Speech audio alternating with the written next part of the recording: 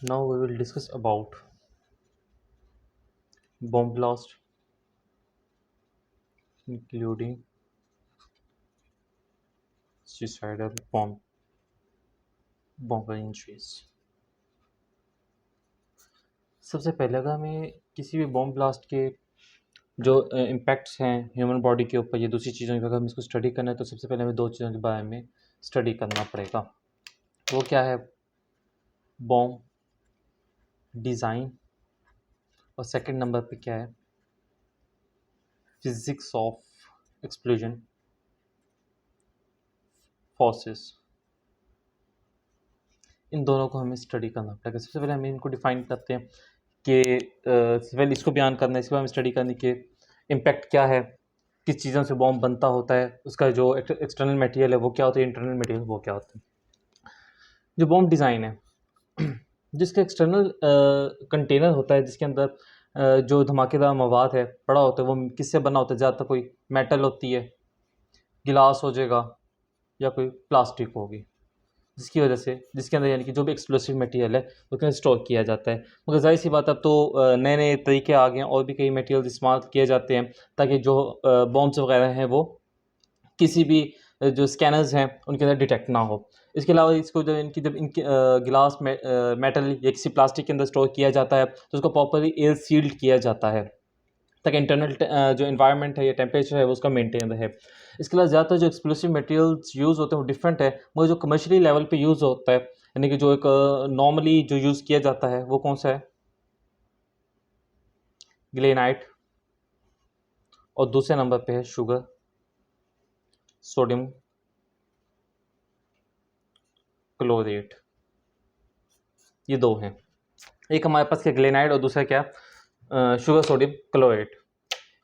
इनकी मिक्सचर से यानी कि जो नॉर्मली कमर्शियल जो बॉम्ब हैं वो बनाए जाते होते हैं। इसके अलावा फिर और भी कई मेथड हैं। अगर यानी कि जो तबाहकुन डिवाइसेस हैं इनको हम मुख्तलिफ तरीके से यानी कि यूज़ कंट्रोल कर सकते होते हैं। जैसे कुछ टाइम डिलेड भी होते हैं, यानी कि टाइम बॉम्ब्स जैसे होते हैं, यानी कि प्रॉपर एक स्पेसिफिक टाइम के बाद उसके टाइम सेट किया जाता है, उसके बाद वो ब्लास्ट हो जाता होता है। या फिर कुछ रिमोट कंट्रोल डिवाइसेस होती हैं, यानी कि कोई एक आदमी होता है वो यानी कि बॉम्ब को किसी जगह इम्प्लांट करता है, फिर बाद उसको रिमोट से कंट्रोल करता होता है। इसके अलावा जैसे हमने तरक्की की है तो जो हमारे पास ये जो नाम क्या होता है, तबाहकुन मेटेरियल होता है, इसके अंदर कोई भी बॉल्स, नेल्स और भी काफ़ी सारे मेटल्स वगैरह यूज़ किए जाते हैं डिफरेंट साइज़ के, ताकि ज़्यादा से ज़्यादा इसको यानी कि नुकसानदेह बनाया जा सके। इसके बाद हमारे पास सेकंड इम्पैक्ट क्या आता है? Physics of explosion forces.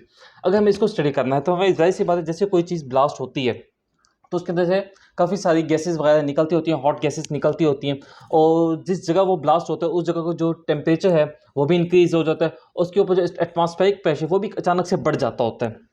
जैसे ही वो अचानक से बढ़ेगा एटमॉस्फेरिक प्रेशर, उसको हम क्या कहते होते हैं? Pressure waves. ये वेव्स किस तरह प्रोड्यूस होंगे? जैसे यानी कि हीट वेव्स भी प्रोड्यूस होंगी काफ़ी सारी, और फिर साउंड वेव भी प्रोड्यूस होगी, वो काफ़ी चीज़ें टकराएगी और वापस वो रिफ्लेक्ट भी होती है। जो हमारे पास इनकी जो प्रेशर वेव्स हैं जो प्रोड्यूस होती हैं, इसके जो स्पीड होती है एट लीस्ट 21,000 किलोमीटर पर और स्पीड होती है, यानी कि इतनी ज़्यादा इसकी स्पीड होती है। इसके बाद हमारे पास आता होता है एक हमारे पास टर्म यूज़ की जाती होती है, peak over pressure. Peak over pressure ये क्या होता है? जो इनकी चेंज आया है एटमॉस्फेयर के अंदर, यानी कि जैसे ही बॉम्ब ब्लास्ट हुआ है, जो एक increase of amplitude of atmospheric pressure गया है, और डिफरेंस किसके दरमियान? नॉर्मल एटमॉस्फेरिक प्रेशर के दरमियान जो डिफरेंस है उसको हम क्या कहते होते हैं? Peak over pressure. इसके बाद देखो हमारे पास जो हम जितना भी ये डिस्कस करते होते हैं किसी भी यानी कि मैग्नीट्यूड का, वो उसको हम स्क्वायर इंचेस में या पाउंड्स पर स्क्वायर इंचेस के अंदर हम उसको डिटेक्ट करते होते हैं। जैसे एक पीक ओवर प्रेशर की वेव ख़त्म होती है तो उसके पीछे अचानक से जो उसके बिहाइंड एटमॉस्फेरिक प्रेशर जो है वो काफ़ी लो हो जाता है, लो एटमॉस्फेरिक प्रेशर एरिया डेवलप हो जाता है। उसके अलावा हमारे पास आता होता है पॉजिटिव प्रेशर ड्यूरेशन। ये क्या होता है?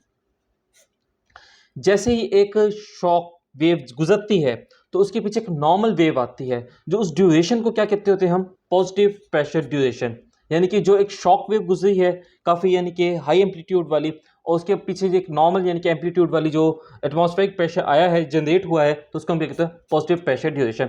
इसके अलावा जो हमारे पास जो वेव्स प्रोड्यूस हुई हैं, इसका हमारे जिस्म के मुख्तलिफ अज़ा के ऊपर मुख्तलिफ इसके यानी कि इम्पैक्ट्स होते हैं। अगर हमारे पास सॉलिड ऑर्गन है तो उसके ऊपर कुछ वो रेजिस्टेंस डेवलप करेगा, जिसकी वजह से उसके ऊपर कम नुकसान होगा, जैसे हमारे पास लंग्स आ जाता होता है, और कौन आ जाता है हमारे पास, स्प्लीन वगैरह।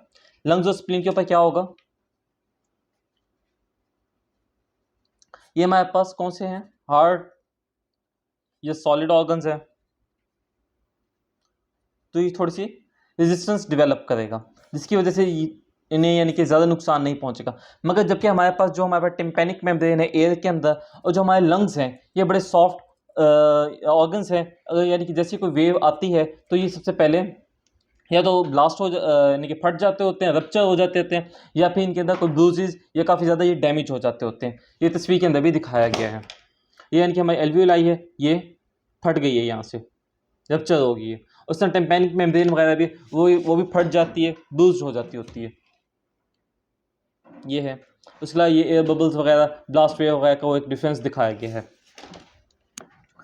जो हमारे पास अगर यही ब्लास्ट पानी के अंदर होता है, इन वाटर,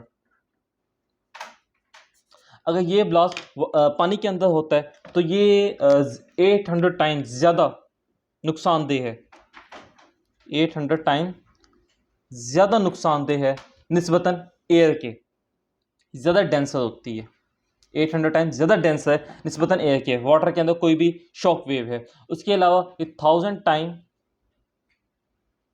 लेस कंप्रेसिबल है, यानी कि इनको कंप्रेस नहीं किया जा सकता 1000 टाइम। यानी कि जो एक एयर के अंदर है वेव प्रोड्यूस हुई है, वो में भी कंप्रेस की जा सकती है, कोई यानी कि चीज़ें इम्पेक्ट करें। मगर जो एक पानी के अंदर या किसी समंदर के अंदर या किसी दरिया के अंदर कोई ब्लास्ट किया जाता है तो उसको कंप्रेस करना एटलीस्ट एक तरह से इम्पॉसिबल ही है हमारे लिए। जो उसके अंदर इंजरीज होंगी पानी के अंदर, वो भी ज़्यादा इफेक्ट करेंगी, यानी कि वो भी ज़्यादा नुकसानदेह इंजरीज होंगी। बाकी जो ब्लास्ट होता है उसके बाद जो स्मोक प्रोड्यूस होती है, या जो आग वगैरह लगती होती है, या कोई भी यानी कि सॉलिड फ्रेगमेंट्स वगैरह होते हैं, वो शॉर्ट ड्यूरेशन के लिए होते हैं, मगर उनका इम्पैक्ट ज़्यादा इस वजह से होता है क्योंकि हमारे पास जाहिर सी बात है जिस एनवायरनमेंट में ब्लास्ट हो तो वो भी बड़ा इम्पैक्ट करता होता है। जो बॉम्ब है उसका डिज़ाइन बड़ा इम्पैक्ट करता होता है, उसके अंदर जो मवाद यूज़ किया गया है, कोई भी सॉलिड लिक्विड या गैस जिसने यानी कि आतिशज़दा मवाद है जो, वो भी बड़ा इम्पैक्ट करता होता है कि यानी कि वो किस नौयत का है।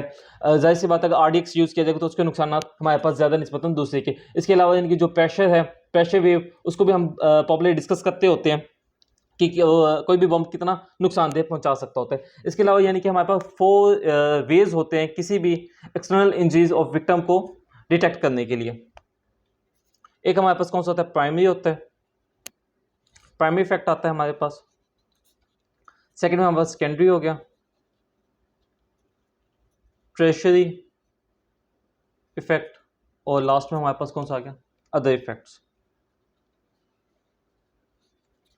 प्राइमरी इफेक्ट से मुराद क्या है, प्राइमरी इफेक्ट से मुराद ये है कि जो किसी इंसान को कोई भी यानी कि जैसे बॉम्ब ब्लास्ट हुआ, इंसान को कोई नुकसान पहुंचा है, वो जो इंसान है किसी भी यानी कि एक्सप्लोसिव मटेरियल कांटेक्ट में था, तो जो उसकी बॉडी है उसके ऊपर काफ़ी सारे फ्रेगमेंट्स होंगे जिससे उसके चीथड़े उड़ जाएंगे, क्योंकि जो हमारा बॉडी है अगर उसके ऊपर 100 पाउंड फोर्स भी अप्लाई की जाए, यानी कि एयर प्रेशर इसके ऊपर किया जाए, तो हमारी बॉडी काफ़ी इम्पैक्ट होती है उसके ऊपर, काफ़ी उसके ऊपर नेगेटिव असर नुमाया होते हैं। जाहिर सी बात है ये जब कोई बम ब्लास्ट होगा जो उसकी स्पीड है, हमने पहले कहा 21,000 किलोमीटर पर आवर की स्पीड है, जब ये इम्पैक्ट करेगी तो जाहिर सी बात है इंसान के जिस्म के ज़्यादा नुकसान होंगे। जिस तरह ये बुक में भी दिखाया गया है, ये वो इंसान था जो यानी कि किसी भी ब्लास्ट के जद में था, उसके बिल्कुल करीब था, या उसके कॉन्टैक्ट के अंदर था, तो इसकी चीथड़े उड़ गए, जिसम के यानी कि छोटे छोटे हिस्से हो गए। मगर कोई इंसान है किसी 1 मीटर के दायरे के अंदर है, बेशक उसके जिस्म के यानी कि जो पार्ट्स हैं वो अलहदा तो नहीं होंगे, मगर ऐसे शो होगा जिस तरह उसके इतनी तेज़ से यानी जो हवा है या एटमॉस्फेयर प्रेशर इम्पैक्ट करेगा कि उसके यानी कि जिस्म के अंदर कट्स पड़ जाएंगे, फट जाएगा मुंह उसका, या जिसम के बहुत सारे हिस्से ब्रूजेस अपीयर उसके जिस्म के ऊपर होना शुरू हो जाएंगे। ये देखिए यानी कि बेशक इसके फ्रेगमेंट्स जिस्म के अलहदा नहीं हुए, मगर सारा फट गया उसका मुंह, लेसेशन वगैरह अपीयर हो गई है।